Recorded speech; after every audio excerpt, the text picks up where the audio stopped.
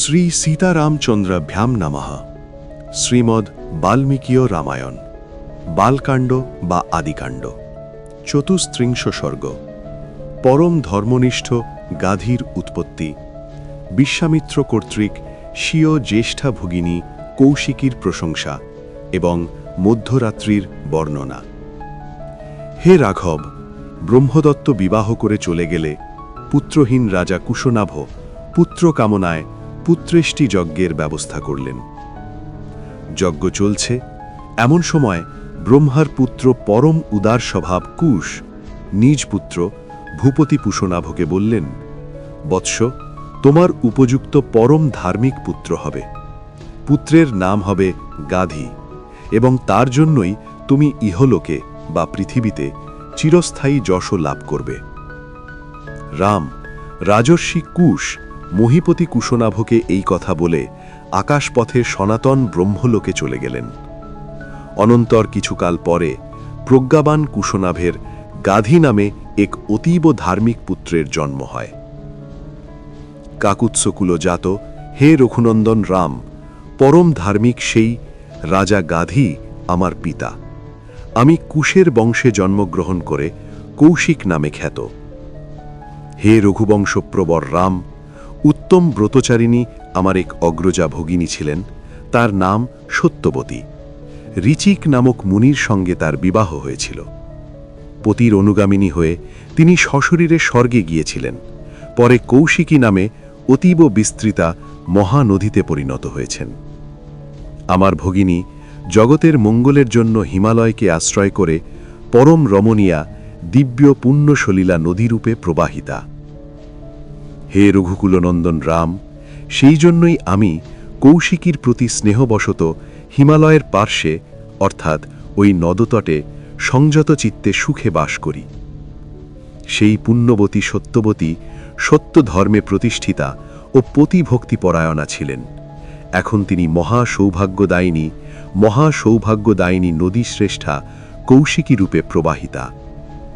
রাম, আমি যজ্ঞ সম্বন্ধীয় নিয়ম সিদ্ধির কামনায় তার সান্নিধ্য ত্যাগ করে এই সিদ্ধাশ্রমে এসেছিলাম।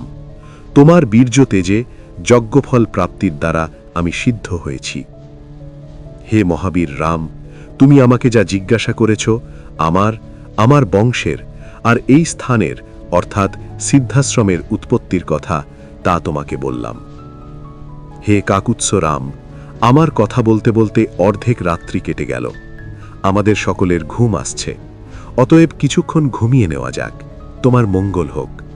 অধিক রাত্রি জাগরণের জন্য আমাদের যাত্রাপথে যেন কোনো বিপদ না হয়।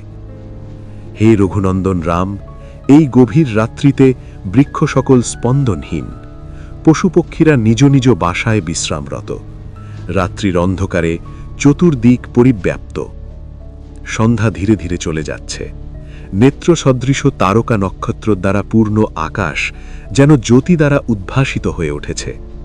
পৃথিবীর অন্ধকার অপনয়নকারী শীতল কিরণমালী চন্দ্র নিজ প্রভা দ্বারা জগৎকে উদ্ভাসিত ও প্রাণী হৃদয়কে আহ্লাদিত করে উদিত হয়েছে। নিশাচর প্রাণীরা, যক্ষগণ, রাক্ষসগণ এবং অপক্ক বংশভোজী ভয়ঙ্কর পিশাচেরা ইতস্তত বিচরণ করছে। এই কথা বলে মহর্ষি বিশ্বামিত্র বিরত হলেন বা চুপ করে গেলেন। তখন অন্যান্য মুনি সকলে তাকে সাধু সাধু বলে অভিনন্দিত করে বললেন, কুশিকদের বা কুশপুত্রগণের এই বংশ মহান এবং সর্বদাই ধর্মপরায়ণ। কুশবংশীয় মানব শ্রেষ্ঠগণ ব্রহ্মসদৃশ মহাত্মা।